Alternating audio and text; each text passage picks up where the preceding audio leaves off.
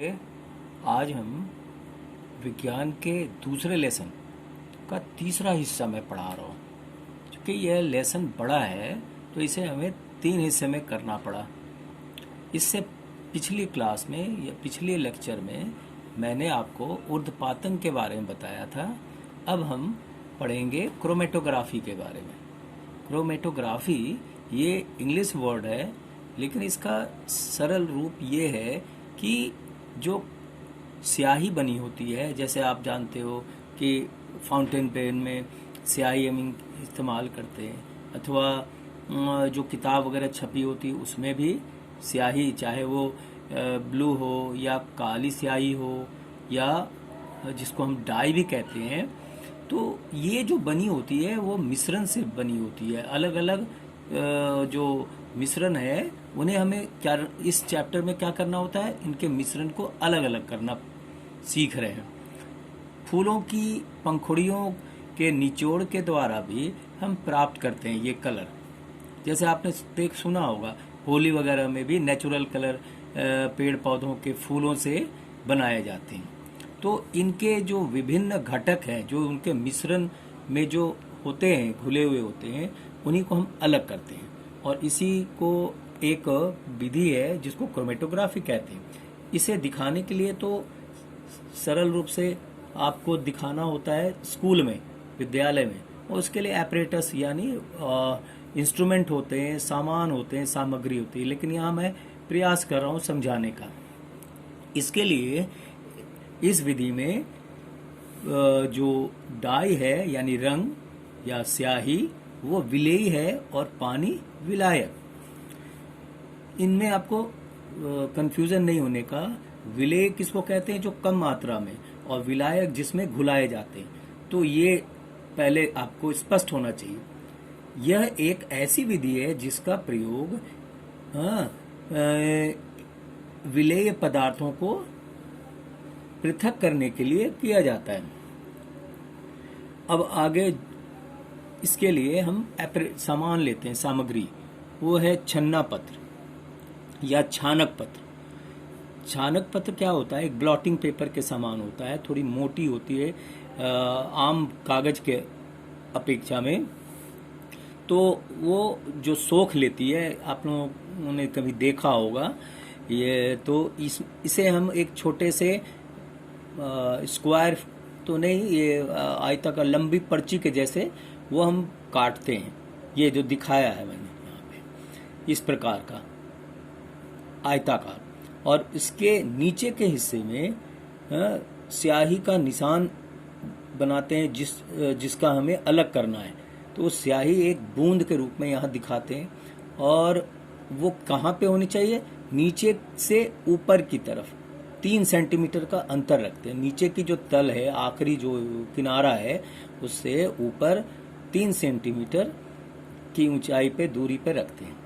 एक बिंदु से डॉट डाल देते हैं, और इसे पेंसिल से लाइन भी खींच लेते हैं, जैसा मैंने दिखाया है। पेंसिल से रेखा खींच लिया और इसके मध्य में एक बिंदु, एक डॉट बिंदी के जैसे निशान लगा दिया। और अब इस पेपर को संभाल कर रखेंगे। दूसरी ओर एक गैस जार लेंगे। वो गैस जार जो बैरल शेप में होता है, आपने देखा होगा गैस जार। तो उस गैस जार के अंदर इस छानक पत्र जो मैंने बताया अभी, उसे लटकाते हैं अंदर की तरफ, गैस जार के अंदर। किसकी मदद से? कांच की नली के द्वारा। वो या तो चिपका लो कांच की नली में, अथवा किसी तरीके से टेप कर दो, चिपका दो, झूलती रहती है। और वो कहाँ? नीचे तक। नीचे जल भरा होता है, थोड़ा सा जल, पूरी तरीके से नहीं भरा होता। नीचे मैंने दिखाया है, देखो ये जल भरी हुई है। और इससे ऊपर वो जो कागज, जो छानक पत्र है, जिसकी बिंदी मैंने तुम्हें दिखाया है यहाँ पे, इसमें वो यहाँ किनारा होता है, किनारे पे लटकते रहते हैं, झूलते रहते हैं।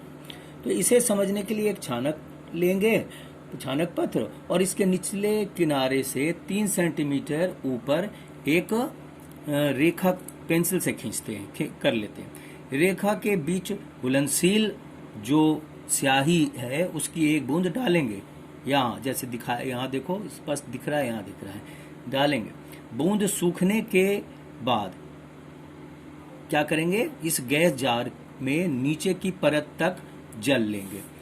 अब प्रयोग वाले छानक पत्र को एक कांच की नली के सहारे, जो अभी भी समझाया था, सारे जार में अंदर लटकाएंगे, किंतु पानी की सतह से ठीक ऊपर, भिगोएंगे नहीं, थोड़ा किनारा एकदम रखेंगे वहां पे।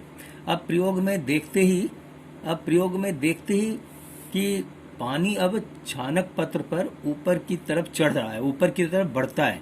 साथ में यह डाई के कणों को भी अपने साथ ले लेता है। ये धीरे धीरे उसके जो डाई में जो मिश्रित कण होते हैं, वो कण उसके ब्लॉटिंग पेपर पे, यानी जो सोखता पत्र है, कागज है, छानक पत्र है, देखोगे ऊपर की तरफ चढ़ते जा रहे हैं उनके कण।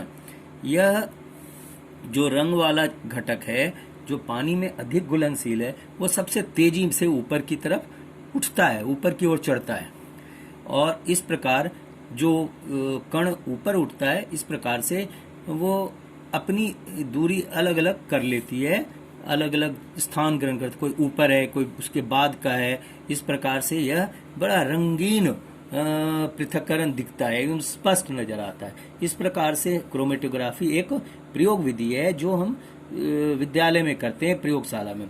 आजकल इस क्रोमेटोग्राफी की नई तकनीक आ गई है, और फिर आगे हम पृथक्करण विधि में कुछ और जानकारी प्राप्त करते हैं। अब जैसे दो घुलनशील, जो घुल जाए, दो घुलनशील द्रवों के मिश्रण को हम अलग अलग कैसे करते हैं, कैसे पृथक करते हैं, वो है एक विधि है आसवन विधि। डिस्टिलेशन भी कहा जाता है इंग्लिश में। तो आसवन विधि के लिए एक गोल पेंदे वाला फ्लास्क होता है, देख रहे हो यहाँ पे ऊपर थर्मामीटर, हम इस चित्र में देखो, थर्मामीटर को एक कॉर्क के मदद से उसे रोक रखते हैं, और साथ में इसकी जो पाइप बनी होती है, जो चित्र में दिखाया है, उसके साथ एक जल संघनक उसे भी जोड़ देते हैं। इसमें उसके ऊपर के हिस्से में जल के प्रवेश के लिए जगह बनी होती है, ये दोनों तरफ पाइप लगी होती है, जो हमारी टैप होते हैं उससे जोड़ दी जाती है। ठीक है, मिश्रण को इसी गोल फ्लास्क के अंदर रख लेते हैं, जिस मिश्रण का हमें अलग करना है, और नीचे बर्नर के द्वारा गर्म करते हैं। ये जब सुसज्जित इस प्रकार से हो जाता है, स्टैंड की मदद लेते हैं जहां जहां उसे खड़े रखने के लिए। जब सुसज्जित हो जाता है तो उसे गर्म करना शुरू करते हैं।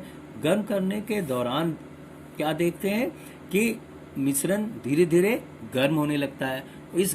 इसके मिश्रण में मैं उदाहरण के लिए एक ये कहता हूँ कि जैसे उदाहरण में एसीटोन और साथ में जल, दोनों का मिश्रण मिले तो क्या होता है कि एसीटोन वाष्पीकृत हो जाता है, यानी भाप बन जाता है, ऊपर की तरफ उड़ता है। जब संघनक द्वारा, ये जो संघनक है यहाँ, जो जल संघनक से होता यह है कि वाष्प फिर द्रव में परिणित हो जाता है, और इस प्रकार से दूसरे जगह एक बीकर लेकर उसमें हम एसीटोन को कलेक्ट कर लेते हैं।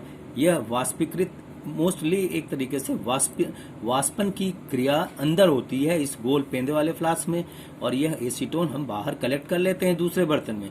गोल फ्लास्क में, गोल पेंदे वाले फ्लास्क में जल शेष रह जाता है। इसे हम साधारण आसवन विधि के नाम से भी पुकारते हैं। दूसरे इसमें आता हूँ, दूसरा है प्रभाजी आसवन। प्रभाजी आसवन में क्या है, जब दो जो मिश्रण है, यानी जो मिश्रित तत्व दिए गए हैं, वो दोनों कैसे होने चाहिए, दो या दो से अधिक घुलनशील द्रव जिनके घटकों के क्वथनांक का अंतर 25 डिग्री केल्विन से कम होना चाहिए।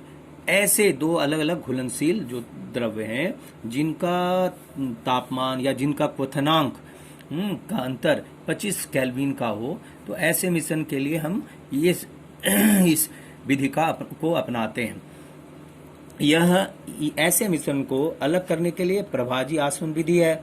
उदाहरण के लिए जैसे इसमें पेट्रोलियम प्रोडक्ट जो होते हैं, उसमें बहुत सारे ऐसे मिश्रण होते हैं, बहुत छोटे छोटे कण मिले होते हैं, उन्हें अलग किया जाता है, और वो अलग अलग कण जो है वह अलग अलग केल्विन पे होता है। जैसे 25 डिग्री केल्विन, कोई उससे अधिक या कोई कम, इस प्रकार से उस पेट्रोलियम प्रोडक्ट में होते हैं। इसका उपकरण भी ऊपर जो मैंने बनाया है ऊपर चित्र बिल्कुल लगभग वैसे ही है, सारा कुछ आप ध्यान से देखो। ये सारे चित्र आपको बुक में, टेक्स्ट बुक में भी मिल जाएंगे। ध्यान से आप अपनी बुक खोल कर भी देखो और उसे पढ़ोगे तो आपको बिल्कुल ऐसा लगेगा जैसे मैंने बताया। इसका उदाहरण जो है, इसका उदाहरण ऊपर के साधारण आसवन विधि की तरह ही होता है जो मैंने बोला। केवल फर्क इतना ही है कि फ्लास्क और संघनक, जो पानी से ठंडा करने वाली उपकरण जो है, संघनक कहते हैं उसको, संघनक के बीच एक प्रभाजी स्तंभ भी डाला होता है। प्रभाजी स्तंभ कैसा होता है? यह एक आयताकार लंबाई के रूप में होता है जिसके अंदर गोले कंचे, आप लोगों ने देखा होगा, कंचे शीशे के, कांच के कंचे होते हैं, वो उसमें पड़े होते हैं उसके अंदर। तो यह कंचे एक प्रकार से भरी होती है उस उपकरण के अंदर, जिसका प्रयोग किया जाता है। चित्र में यहाँ मैंने नीचे वाले चित्र में देखो ध्यान से, गोल पेंदे वाले फ्लास्क के ठीक ऊपर ये वो है कंचे वाला उपकरण, जिसको प्रभाजी स्तंभ भी कहते हैं। और इसके मुहानी से जोड़ा हुआ है जल संघनक और संघनक, और ऊपर थर्मामीटर मैंने दिखाया है ऊपर। अब इसे किसके माध्यम से? क्वथनांक के अंतर के माध्यम से इनके घटक जो होते हैं वो पृथक हो जाते हैं, क्योंकि ये जो कंचे हैं वह ठंडा करने में, ये कह सकते हो कि प्रभाजी स्तंभ में शीशे का जो गुटका होता है, यानी गोली जो होती है, वह एक प्रकार से सतह प्रदान करती है। मतलब ये कि वाष्प को ठंडा और फिर संघनन होने के लिए वो मदद करती है। आगे इस जो है, आगे हम फिर दूसरे टॉपिक पे चलेंगे। अब बेटा, आप जानते हो कि गैसों में भी मिश्रण होते हैं। कई, जैसे वायु में गैसों का जो मिश्रण है उन्हें भी हम अलग अलग करते हैं। आपको पता है कि अस्पताल में जो मरीज होते हैं उनको ऑक्सीजन सिलेंडर से जोड़ा जाता है, तो हमें ऑक्सीजन देना होता है उन्हें, उनमें मिश्रित गैसों को नहीं देना होता, नहीं पहुंचाना होता। तो इसकी जो अलग हम पृथक करते हैं, वायु से जो हम गैसों को पृथक करते हैं, उनके लिए भी एक विधि है। और इस प्रकार से उस विधि को अब दिखाएंगे, हम समझाएंगे कि कैसे होगा। वायु एक समांगी मिश्रण है और इसके मिश्रण से घटकों को बिल्कुल उसी तरीके से प्रभाजी आसवन, जो अभी इससे पहले बताया, प्रभाजी आसवन विधि के द्वारा हम अलग कर सकते हैं। इसके लिए वायु को दाब बढ़ाकर, वायु के ऊपर हम दाब बढ़ाते हैं तथा फिर उसके साथ साथ तापमान जो होते हैं, तापक्रम, उसे कम कर देते हैं। तो ऐसा करने से वह द्रवित अवस्था में आ जाता है। फिर उसी द्रवित अवस्था वाले को, जो एक प्रकार से वायु ही होता है, द्रवित वायु को प्रभाजी आसवन द्वारा वायु को धीरे धीरे गर्म करते हैं। आगे यह विभिन्न ऊंचाई, यानी तापमान में जो ऊंचाई होती है उसके आधार पे वो ऊपर नीचे पृथक हो जाते हैं। आगे यह विभिन्न ऊंचाई पर गैस को पृथक करते हैं। इसके लिए भी विभिन्न क्वथनांक जरूरी होते हैं, अलग अलग गैसों का अपना अलग अलग क्वथनांक होता है। हम आगे एक दूसरी चीज जो कि समझो इस प्रकार से, कॉपर सल्फेट आप लोगों ने सुना होगा। कॉपर सल्फेट का सॉल्यूशन बनाया जाता है। कॉपर के घोल को ही हम कॉपर सल्फेट का सॉल्यूशन कहते हैं। किसी अशुद्ध नमूने में से शुद्ध कॉपर सल्फेट प्राप्त करेंगे। कैसे करेंगे? ये एक क्रिस्टल के फॉर्म में बन जाती है। तो इसे प्रयोग द्वारा करने के लिए एक चीनी मिट्टी के प्याली में कुछ मात्रा में अशुद्ध कॉपर लेकर और उसे कम पानी में उसे घोलते हैं, मिलाते हैं इसे। उसके घोल बन जाने के बाद उस अशुद्धि को, क्योंकि उसमें मिश्रित होते हैं अशुद्धियां, तो उन अशुद्धियों को हम छान लेते हैं छन्ना पथ से। अब वह जो छना हुआ कॉपर सल्फेट है उसे गर्म करेंगे। अब द्रवित कॉपर सल्फेट को गर्म करेंगे तो वो वाष्पीकृत होगा। विलयन को छानकर इसे ठंडा होने के लिए छोड़ देंगे। इस प्रकार कॉपर सल्फेट का क्रिस्टल उस बर्तन में प्राप्त हो जाएगा। यह प्रक्रम क्रिस्टलीकरण कहलाता है, यानी क्रिस्टलाइजेशन कहते हैं। इस विधि से ही हम नमक भी प्राप्त करते हैं समुद्री जल से। ये अब हम भौतिक परिवर्तन और रासायनिक परिवर्तन के बारे में जानेंगे, जो पिछली क्लास में भी आप लोगों ने जाना है।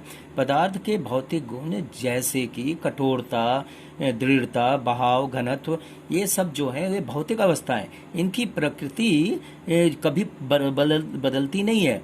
ये इनकी प्रकृति वैसी रहती है। रासायनिक प्रकृति हमेशा वैसी बनी रहती है। जैसे कि आप जानते हो कि जल में बर्फ से पानी यानी द्रव अवस्था में और फिर वो वाष्प अवस्था में बदल जाती है। ये रासायनिक रूप से समान होते हैं, इसे भौतिक परिवर्तन कहते हैं। रासायनिक परिवर्तन में क्या है, जैसे उसके गुणधर्म बिल्कुल हमेशा के लिए परिवर्तन हो जाता है। जैसे लकड़ी के जलने के बाद वह हमेशा के लिए नष्ट हो जाता है। उसके प्रकृति रासायनिक पदार्थ की जो रासायनिक गुणधर्म है वो बिल्कुल परिवर्तित हो जाता है। ये है रासायनिक परिवर्तन। इस पे प्रश्न पूछे जाते हैं पेपरों में। बेटा तत्व क्या है, इसको भी जान लें। तत्व पदार्थ का वह मूल रूप है जिसे रासायनिक प्रतिक्रिया द्वारा अन्य सरल पदार्थों में विभाजित नहीं किया जा सकता, जैसे सोना, चांदी, ऑक्सीजन गैस, हाइड्रोजन गैस इत्यादि। ये सब तत्व हैं। उसी प्रकार से यौगिक अब अलग डिफाइन करें। दो या दो से अधिक तत्व जब निश्चित अनुपात में मिलते हैं तो यह पदार्थ बनाते हैं, यानी संगठित होकर एक साथ इकट्ठे हो जाते हैं। जैसे आप ग्लूकोज के बारे में जानते हो, जल के बारे में जानते हो। जल में हाइड्रोजन और ऑक्सीजन है, वह दोनों निश्चित अनुपात में होते हैं, यानी हाइड्रोजन 2 H2O। H2O को हम लिखते हैं तो जल और हाइड्रोजन के बीच में इनका अनुपात निश्चित होता है। यह यौगिक कहलाता है। मिश्रण के बारे में आप जानते ही हो, जिसमें दो या दो से अधिक तत्व बिना कोई निश्चित अनुपात के मिले होते हैं, तो ऐसे पदार्थ को ही हम मिश्रण कहते हैं। ये हमने तीनों को बताया पेपर में, इस पर अंतर पूछे जाते हैं। आप इसके बाद ये लेसन खत्म हुआ, आप अपनी फेयर कॉपी में कंप्लीट करें। सारा प्रश्न उत्तर जो है वो सारा आप कॉपी में नोट करेंगे, फेयर कॉपी में।